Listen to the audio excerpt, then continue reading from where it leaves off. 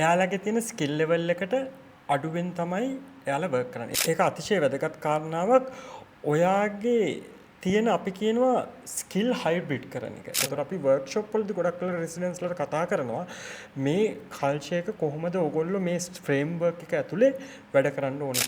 අරවින්ද ලංකාවෙන් ඕස්ට්‍රේලියාවට ගිය රෙසිඩන්ස්ලා මේ රෙසිඩන්ස්ලා ලංකාවේ කරපු ජොබ් රෝල් එක නෙමෙයි ඊට වඩා අඩු දෙයක් තමයි ඕස්ට්‍රේලියාවේදී කරන්නේ. මේකට බලපාන සාධක මොනවාද? ගොඩක් වෙලාවට මේ ලංකාවෙන් හරි වෙන රටකින් හරි මයිග්‍රේට් වෙන ගිහිල්ලා රෙසිඩෙන්සි එක කියන ස්ටේටස් එක ගත්තට පස්සේ අපි හිතනවා ඒක තමයි මේ ෆිනිෂ් ලයින් එක කියලා. ඇත්තටම ඒක තමයි තව රේස් එකක ස්ටාර්ටින් පොයින්ට් එක. ස්ටැටිස්ටික් විදිහට ගත්තොත් රෙසිඩන්ස් ළඟින් 42% වගේ ප්‍රමාණයක් ඕස්ට්‍රේලියාව කියනවා එයාලගේ තියෙන ස්කිල් ලෙවල් එකට අඩුවෙන් තමයි එයාලා වර්ක් කරන්නේ. ඒක ඇත්තටම ඕස්ට්‍රේලියාවේ තියෙන ස්ට්‍රැටජිකල් ඉෂුව එකක්. මොකද ඒගොල්ලන්ට බිලියන්ස් ගාණක් ඒගොල්ලන්ගේ ලොස්ට් එකක් යනවා මේ ස්කිල් සෙට් එක හරියට යූස් කරන්නේ නැති හින්දා.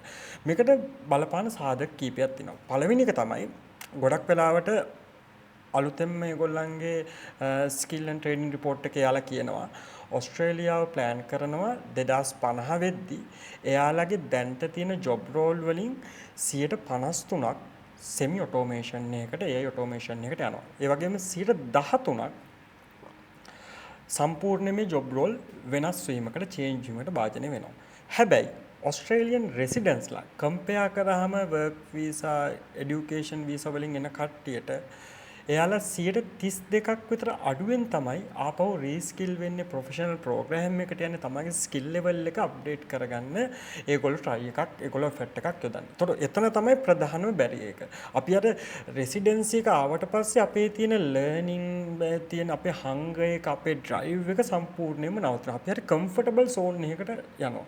ඒතකොට මම රෙසිඩෙන්සි ඉන්න ගොඩක් වෙලාවට අපි කතා කරන දෙයක් තමයි එයාලා පළවෙනි දේ තේරුම් ගන්න ඕනේ එයාලගේ මාකට් එක කොහොමද හැදෙන්නේ කියලා. දැන් උදාහරණයක් විදිහට ගත්තොත් බැංක් එකක වැඩ කරන කෙනෙක් නැත්නම් ෆයිනෑන්ස් සෙක්ටර් එකේ ඉන්න කෙනෙක් නම් දැන් ෆයිනෑන්ස් සෙක්ටර් එකට අලුතෙන්ම ෆයිනෑන්ස් ප්ලස් AI. එතකොට data analytics ඊට පස්සේ automation function workflow එකක් හදාගන්න කොහොමද කියන දැනුම අත්‍යවශ්‍ය වෙනවා.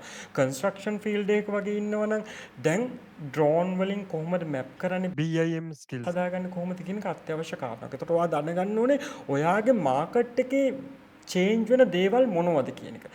දෙවෙනි කාරණාව තමයි ඒක අතිශය වැදගත් කාරණාවක් ඔයාගේ තියෙන අපි කියනවා ස්කිල් හයිබ්‍රිඩ් කරන එක. ඒ කියන්නේ දැන්ට තියෙන ස්කිල් වලට වඩා sustainability, automation, communication, ඊට පස්සේ emotional intelligence, critical thinking වගේ දේවල් මේ soft skills ඔයාගේ තියෙන core skills එක කොහොමද hybrid කරගන්නේ කියන්නේ. එතකොට ඒක අනිවාර්යයෙන්ම ඔයා කරන්න ඕන දෙයක්.